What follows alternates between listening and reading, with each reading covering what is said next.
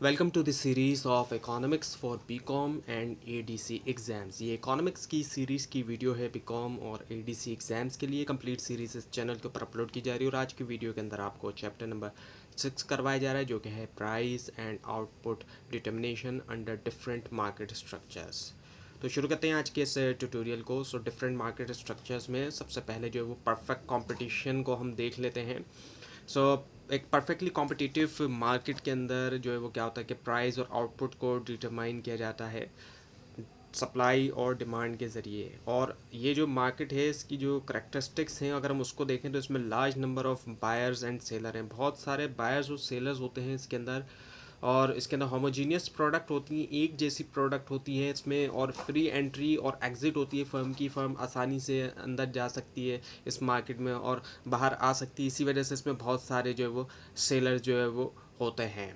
और price taking behaviour होता है। ये मार्केट ऐसी होती है, फर्म्स आर प्राइस टेकर, क्योंकि अब इतनी सारी फर्म्स होती हैं और प्रोडक्ट भी एक जैसी होती है, तो फर्म जो है वो प्राइस टेकर होती हैं, ना कि प्राइस मेकर होती हैं। और ये एक्सेप्ट करती है प्राइस मार्केट प्राइस को जो डिमांड और सप्लाई का जो इंट्रैक्शन होता है उसको देखते हुए। जो डिमांड और सप्लाई का जो इंट्रैक्शन होता है उसको देखते हुए। और प्रॉफिट मैक्सिमाइजेशन रूल होता है। प्रॉफिट जो है वो फर्म्स जो है वो मैक्सिमाइज करती है प्रॉफिट बाय प्रोड्यूसिंग आउटपुट, जहाँ पर उनका एक ऐसा आउटपुट जहाँ पर मार्जिनल कॉस्ट बराबर होती है मार्जिनल रेवेन्यू और प्राइस के। मार्जिनल कॉस्ट जो कि एडिशनल कॉस्ट और एडिशनल रेवेन्यू जहाँ पे बराबर होना शुरू हो जाते हैं, और फिर प्राइस भी वहाँ पर जो है वो उस जगह पे जाके जो वो प्रोड्यूस करती हैं। और लॉन्ग रन इक्विलिब्रियम की बात करें, सिर्फ इन लॉन्ग रन के अंदर एक शॉर्ट रन है और फिर लॉन्ग रन आता है। लॉन्ग रन के अंदर क्या होता है कि firm earns normal profit. Firm normal profit ही अर्न करती हैं as entry and exit, adjust supply to equalise price and average cost. क्योंकि ऐसा होता है कि अगर सुपर नॉर्मल प्रॉफिट है तो वो अट्रैक्ट कर लेता है न्यू इंट्रेंट्स को, और अगर लॉस होता है इंडस्ट्री के अंदर तो उसकी वजह से फर्म्स जो है वो एग्ज़िट कर जाती हैं। तो इसी वजह से लॉन्ग रन के अंदर फर्म्स जो है वो नॉर्मल प्रॉफिट जो है वो अर्न करती हैं, और इसी वजह से लॉन्ग रन जो इक्विलिब्रियम है वो अचीव होता है जहाँ पर फर्म प्रोड्यूस करती हैं ऐसे पॉइंट पे जहाँ पर मार्जिनल कॉस्ट जो है वो बराबर होता है मार्जिनल रेवेन्यू के। सो नाउ दी मोनोपली। अब हम मोनोपली देखते हैं। मोनोपली एक ऐसा मार्केट स्ट्रक्चर होता है जहाँ पर सिंगल सेलर डोमिनेट करता है पूरी की पूरी मार्केट को, और उसका कोई क्लोज सब्सटीट्यूट नहीं होता प्रोडक्ट। अब यहाँ पे या तो एक सेलर के पास मोनोपली पावर है और उसके जैसा कोई सेलर नहीं है, देन कितना बड़ा वो सेलर है, या फिर ये एक चीज़ है कि उसके अलावा किसी और को अलाउ ही नहीं है बेचना। जैसे हमारे यहाँ पे इलेक्ट्रिसिटी है, तो मोनोपली पावर जो वो दी गई है इलेक्ट्रिसिटी फर्म को कि किसी और को अलाउ नहीं है अभी तक। तो उसी वजह से होता क्या है कि कोई क्लोज सब्सटीट्यूट नहीं होता, कोई दूसरी फर्म जो है वो प्रोड्यूस नहीं कर सकती या सेल नहीं कर सकती। और इसी वजह से जो मोनोपोलिस्ट होता है उसके पास प्राइस मेकर की पावर होती है। वो अपनी मर्ज़ी से जो भी चाहे वो प्राइस जो है वो सेट कर सकता है इंडस्ट्री के अंदर। लेकिन एक चीज़ और भी होती है, वो ये होती है कि प्राइस एंड आउटपुट डिटरमाइन जो है कुछ चीज़ों को भी सामने रखते हुए किया जाता है। और वो ये होता है कि मार्जिनल रेवेन्यू जहाँ पर इक्वल होता है मार्जिनल आउटपुट, ऐसी जगह पे जो है मोनोपोलिस्ट आउटपुट जो वो सेट करते हैं जहाँ पे मार्जिनल रेवेन्यू मार्जिनल कॉस्ट के बराबर होता है। और वो यूज़ करते हैं डिमांड कर्व का यूज़ करते हैं सेट करने के लिए प्राइस को। डिमांड कर्व जो कि यूँ जा रहा है नीचे की तरफ। सो इकोनॉमिक इफेक्ट्स की अगर हम बात करें मोनोपली की, तो मोनोपली की वजह से होता क्या है कि मोनोपली की वजह से हाई प्राइस चार्ज होते हैं, जिस तरह हमारे यहाँ पे होता है इलेक्ट्रिसिटी का, और बाकी जगहों पे भी मतलब जहाँ पे मोनोपली पाई जाती है कि जो प्रोड्यूसर है जो फर्म है वो क्या कर रहा है, हाई प्राइस चार्ज कर रहा है और वो आउटपुट अपना लोअर रखता है। इसी वजह से हम देखते हैं कि लोड शेडिंग होती है, तो वो आउटपुट को खुद ही लो रखते हैं और जो है वो प्राइस जो है वो हाई चार्ज करते हैं। और इसी वजह से एलोकेटिव इनएफिशिएंसी भी आती है, एफिशिएंट तरीके से वो काम नहीं करते। एफिशिएंसी यही है कि कम से कम इनपुट से ज़्यादा आउटपुट प्रोड्यूस हो, तो ऐसा नहीं है हमें देखने में आता। और इसके अलावा ये कि पोटेंशियल वेलफेयर लॉस है कंज्यूमर्स का मोनोपली के केस में। बैरियर्स एंड प्राइस डिस्क्रिमिनेशन की हम बात करें, entry barrier sustain monopoly profit. अब मोनोपलिस्ट इसी वजह से प्रॉफिट ज़्यादा कमा लेते हैं क्योंकि एंट्री बैरियर्स होते हैं इस वजह से।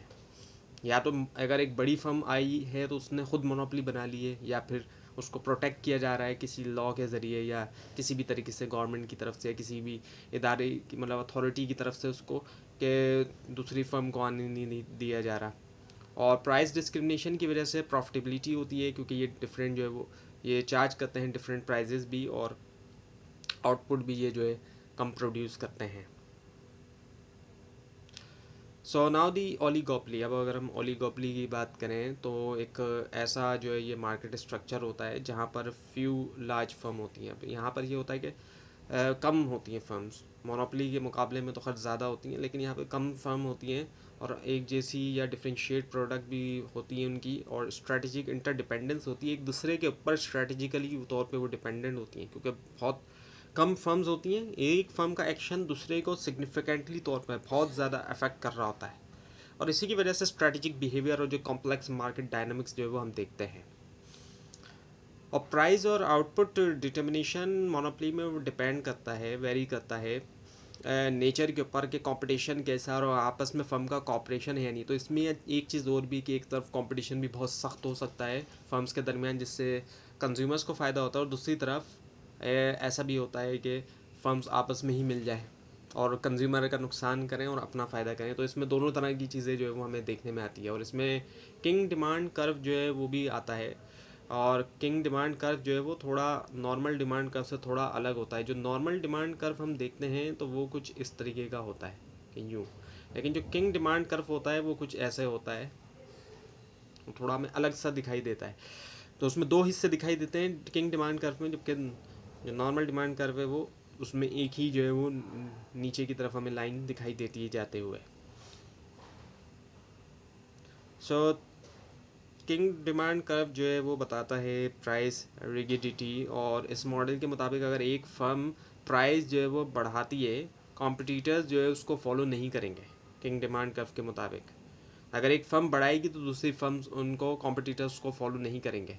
उससे क्या होगा कि जिसने प्राइस बढ़ाया उसका मार्केट शेयर लॉस हो जाएगा, और अगर फर्म प्राइस कम करेगी तो कॉम्पिटिटर्स जो है वो कम कर सकते हैं प्राइस, ताकि वो भी जो है वो ऐसा ना हो कि जो कॉम्पिटिटर है वो अपना शेयर लूज़ करने के डर से वो भी कम कर दें प्राइस। तो इसी वजह से मिनिमल गेन मिलता है। तो ये जो है किंग डिमांड कर्व से हमें पता चलता है। सो ये इससे जो है वो क्या है कि किंग आता है डिमांड कर्व में, डिसकंटिन्यू होती है मार्जिनल रेवेन्यू कर्व की, और डिस्करेज किया जाता है प्राइस चेंजेस को। और इससे बचने के लिए फिर फर्म्स क्या करती हैं, कोलिजन और प्राइस लीडरशिप की तरफ जाती हैं। फर्म्स आपस में क्या करती हैं, आपस में मिलकर कोलूट कर लेती हैं, आपस में मिल जाती हैं, या फिर फॉलो करती है जो डोमिनेंट प्राइस लीडर होता है मार्केट के अंदर, ताकि सेट करे प्राइस भी और आउटपुट भी, ताकि कलेक्टिवली हो प्रॉफिट जो है मैक्सिमाइजेशन, प्रॉफिट को मैक्सिमाइज करने के लिए। और इसके अलावा फर्म जो है वो प्राइस से हट के नन प्राइस की तरफ भी जा सकती हैं, नन प्राइस कंपटीशन की तरफ, जैसे कि एडवर्टाइजमेंट हो गया और प्रोडक्ट डिफ्रेंसीशन हो गया। प्रोडक्ट के अंदर कोई ऐसी चीज़ लेकर आए जो बाकियों के पास ना हो, इसकी तरफ भी फर्म जा सकते हैं। अब ज़रूरी नहीं कि सिर्फ प्राइस के ज़रिए ही कॉम्पीट किया जाए, बल्कि नन प्राइस कंपटीशन की तरफ जाएं। और इन स्ट्रेटजीज़ की वजह से आउटपुट और जो प्राइसिंग होती है ओलिगोपोली के अंदर वो लेस प्रिडिक्टेबल है और डिपेंड करता है स्पेसिफिक मार्केट कॉन्टेक्स्ट और फर्म बिहेवियर पे। सो नाउ दी मोनोपोलिस्टिक कंपटीशन। अब है मोनोपोलिस्टिक कंपटीशन। सो मोनोपोलिस्टिक कंपटीशन जो है एक ऐसा मार्केट स्ट्रक्चर होता है जहाँ पे फर्म सेल कर रही होती हैं सिमिलर लेकिन आइडेंटिकल प्रोडक्ट नहीं होती, और जो कि अलाउ करता है प्रोडक्ट डिफ्रेंसीशन भी, और कुछ हद तक पावर प्राइसिंग भी होती है। हर फर्म के पास कुछ हद तक मार्केट पावर होती है जो कि एनेबल करती है उसको कि वो इन्फ्लुएंस करे प्राइस कुछ हद तक। और प्राइस और आउटपुट जो सेट किया जाता है मोनोपोलिस्टिक कंपटीशन में, उसमें ये होता है कि फर्म सेट करती हैं प्राइस जहाँ पर मार्जिनल रेवेन्यू बराबर होता है मार्जिनल कॉस्ट के दूसरे मार्केट स्ट्रक्चर के मुकाबले में।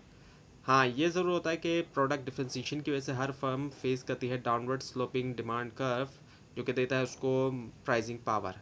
और शॉर्ट रन की हम बात करें तो फर्म जो है वो अर्न कर सकती हैं सुपर नॉर्मल प्रॉफिट्स भी, अगर उनकी प्रोडक्ट जो है वो वेल रिसीव्ड और डिफ्रेंशिएट करती है इफेक्टिवली तौर पे, और ये प्रॉफिट फिर क्या होता है, इन प्रॉफिट्स को देखते हुए इंडस्ट्री के अंदर नई इंट्रेंड्स आ जाते हैं, नए फर्म्स आना शुरू हो जाती है जब वो देखती है कि इस इंडस्ट्री के अंदर जो है वो फर्म्स जो है वो सुपर नॉर्मल प्रॉफिट्स अर्न कर रही हैं, और उससे फिर इन कंपटीशन के अंदर इजाफा हो जाता है और मार्केट शेयर जो है वो एग्जिस्टिंग फर्म का कम होता जाता है। और इसी वजह से फिर लॉन्ग रन के अंदर क्या होता है, जब फर्म्स आ जाती हैं तो फिर लॉन्ग रन के अंदर जो एंट्री है उन फर्म्स की, उससे एक ऐसी सिचुएशन आ जाती है जहाँ पे फर्म सिर्फ नॉर्मल प्रॉफिट ही अर्न करती हैं, जहाँ वो शॉर्ट रन में अगर सुपर नॉर्मल कर रही थी तो वो प्रॉफिट गिर के नॉर्मल प्रॉफिट पे आ जाता है, और डिमांड कर्व जो है वो टेंजेंट बन जाता है एवरेज कॉस्ट कर्व से, और जो कि इंडिकेट करता है ज़ीरो इकोनॉमिक प्रॉफिट। जो इकोनॉमिक प्रॉफिट है वो ज़ीरो होता है।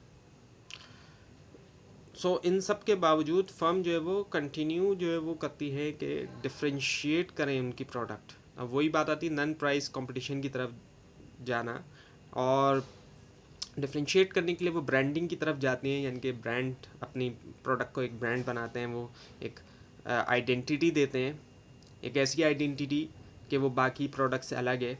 इसके अलावा क्वालिटी की तरफ, क्वालिटी प्रोडक्ट की तरफ जाते हैं, और एडवर्टाइजिंग बहुत ज़्यादा फिर वो करते हैं, इंगेज होते हैं नन प्राइस कंपटीशन में ताकि मेंटेन करें कस्टमर लॉयल्टी, और ये रिज़ल्ट जो नतीजा निकलता है वो एक्सेस कैपेसिटी में निकलता है। और फिर ऐसा भी होता है कि इनएफिशिएंसी होती है लेकिन साथ में कंज्यूमर को भी चॉइस ज़्यादा मिलती है। यहाँ पर जो है वो फिर कंज्यूमर को चॉइस, फ़ायदा फिर कंज्यूमर का होता है।